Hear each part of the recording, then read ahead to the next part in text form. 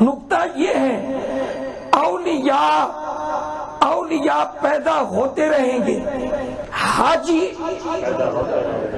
معتمرین، عمرے والے، قاری، عالم، سخی، مجاہد، عبادت گزار، تہجد گزار پیدا ہوتے رہیں گے، قرآن پڑھنے والے پیدا ہوتے رہیں گے، عالم حافظ پیدا ہوتے رہیں گے، حتیٰ کہ یہ اس بات بھی ذہن نشین کر لے کہ حضور کی اولاد در اولاد یہ بھی چلتی رہے گی، پیدا ہوتی رہے گی، اس لیے کہ سادات ماشاءاللہ موجود ہیں، سید موجود ہیں، سادات سے آگے اولاد پیدا ہو رہی ہے، حسنی حسینی سید بھی پیدا ہو رہے ہیں، لیکن ایک چیز وہ تھی اور اب ختم ہو گئی، صحابہ بننا ختم ہو گیا۔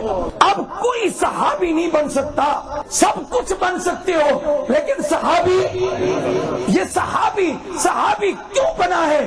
اس وجہ سے صحابی بنا کہ اس نے ایمان کی حالت میں میرے نبی کا دیدار کیا ہے، اس نے ایمان کی حالت میں میرے نبی کی زیارت کی ہے۔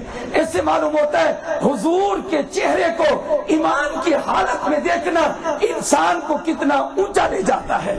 یہ ہے مقام صحابیت کا۔ قاری پیدا ہوتے رہیں گے، حافظ، عالم، مجاہد سب کچھ پیدا ہوتے رہیں گے، محدثین، فقہاء پیدا ہوتے رہیں گے، لیکن ایک چیز اللہ نے کیا کہا؟ فرمایا وہ صرف انہی کے مقدر میں تھی، صحابیت اور یہ شرف صرف انہی کے مقدر میں تھا، اللہ نے انہی کو نصیب کیا ہے۔